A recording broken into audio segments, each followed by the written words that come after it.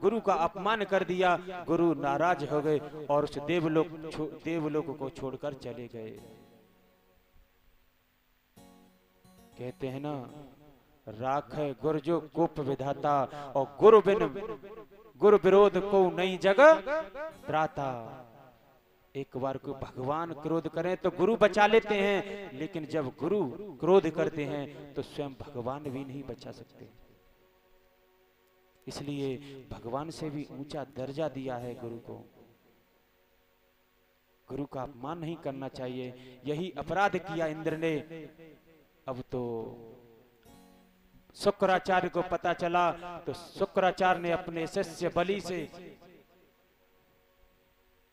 आक्रमण करा दिया देवलोक पर, और देवलोक पर अधिपत्य जमा लिया। देवता सब भाग गए। अब देवता क्यों भागे? लड़ भी सकते थे, लेकिन पता था कि गुरु के अपमान का अभिशाप किसी को नहीं छोड़ता। अब तो देवता कंदराओं में दुबकने लगे। इधर देव माता अदिति को बड़ी पीड़ा होती है कि मेरा पुत्र इधर उधर भटक रहा है।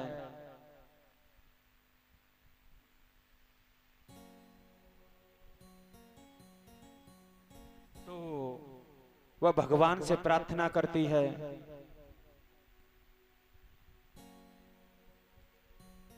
हे प्रभु, मेरे पुत्र की रक्षा कीजिए। तब भगवान कहते हैं कि आप अपने पति से परामर्श लीजिए, वह उपाय जरूर देखेंगे। तो यही बात अपने पति से कहती है देव माता अदिति। उन्होंने पयोव्रत करने को कहा।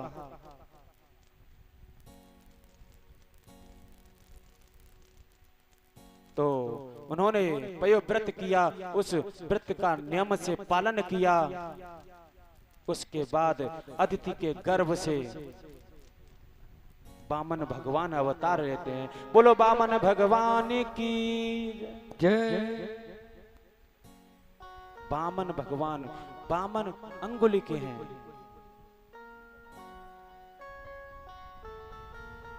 और इधर राजा बलि यज्ञ करता है, सबको दान देता है। वहां पर वामन भगवान आ जाते हैं।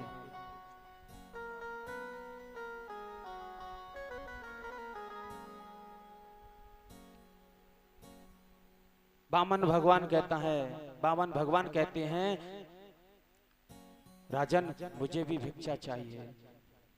राजा बलि उनके रूप को देखकर मोहित हो जाता है। कहता है प्रभु, आपका रूप तो बड़ा ही सुंदर है, कहो आपको क्या चाहिए, जो चाहिए खुलकर मांगो। वामन भगवान कहने लगे, मुझे कुछ नहीं चाहिए, बस थोड़ी सी जमीन चाहिए, 3 पग जमीन चाहिए मुझे, और कुछ नहीं चाहिए। तो बलि हंसने लगा, हंसकर कहने लगा, हे ऋषिवर, क्यों मजाक करते हो? 3 पग जमीन भी कोई मांगने की चीज है? वामन अंगुल के तो तुम हो, और 3 पग से कितनी जमीन ले लोगे? अरे कहो तो तुम्हारा विवाह करा दूं, किसी देश का राजा बना दूं। भगवान ने कहा, नहीं प्रभु, नहीं राजन, हम हैं संतोषी ब्राह्मण, हम थोड़े में ही संतोष रखते हैं, हमें ज्यादा नहीं चाहिए। और विवाह के झंझट में तो मत डालो, हैं?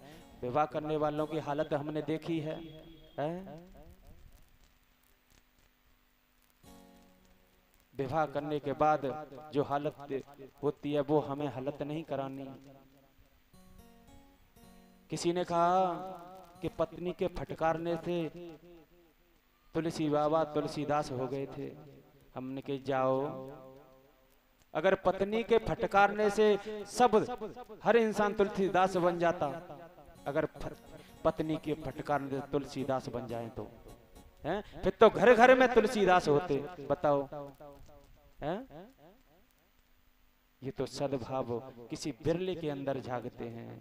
कोई कोई तो गाली गलौज खाता है पत्नी की, लेकिन घर से बाहर नहीं निकलना चाहता है।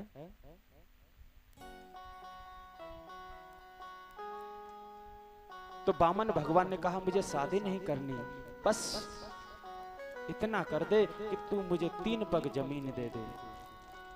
शुक्राचार्य जी देखते हैं इसमें कुछ न कुछ गड़बड़ है। तब उन्होंने दिव्य दृष्टि से देखा तो भगवान विष्णु चतुर्भुज में दिखाई देने लगे उसे। उसने शुक्राचार्य जी अपने शिष्य बलि के कानों में कहते हैं ये मायापति विष्णु है और तुमको छलने आया है, तुम्हारा सर्वस्व लेने आया है।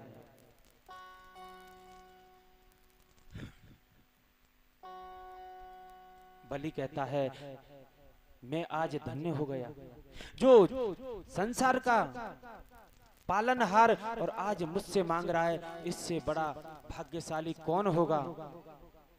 जो सबको देने वाला आज मेरे द्वार पर भिक्षुक बना है। वह गुरु की अवज्ञा कर देता है, गुरु की बात नहीं मानता।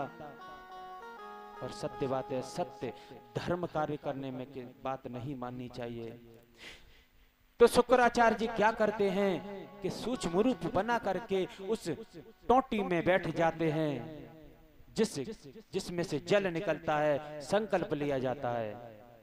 अब जैसे ही संकल्प लेने को कहा तो राजा बलि ने सागर उठाया और संकल्प की तैयारी करता है, लेकिन उसमें से जल नहीं निकलता। भगवान विष्णु समझ गए, बामन भगवान समझ गए कि इसमें जरूर शुक्राचार्य का कोई न कोई दोष है। वो समझ गए ये सूक्ष्म रूप उधर के अंदर बैठा है। तो भगवान ने क्या किया, एक सीख ली और उसमें डाली और शुक्राचार्य की आंख फूट गई। एक आंख के हो गए बाबा। और ये सत्य बात है, भक्त और भगवान के बीच में जब कोई आता है, धर्म कर्म के बीच में जब कोई विघ्न डालता है, उसको कोई न कोई पाप भोगना पड़ता है, कष्ट उठाना पड़ेगा। कोई भी धर्म कार्य हो उसमें विघ्न नहीं डालें। हो सके जितना यथाशक्ति अनुसार सहयोग कर दें, नहीं हो तो हाथ जोड़ लें, लेकिन विघ्न नहीं डालें। धर्म कार्य में विघ्न डालने वाला सबसे बड़ा पापी होता है। और स्वयं तुलसी बाबा भी कहते हैं जो अपराध भगत कर करही, राम रोष पावक में जरही। जो मेरे भक्त का अपराध करता है, मेरे भक्त की हानि करता है, जो धर्म कार्य में हानि करता है, मैं उसे छोड़ता नहीं। इसलिए कभी किसी धर्म कार्य में अड़चन न डालें।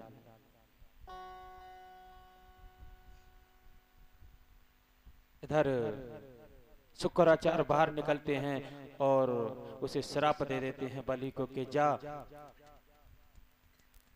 तेरा सर्वस्व छिन जाएगा।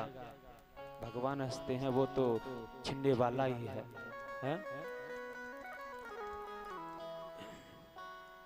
इधर संकल्प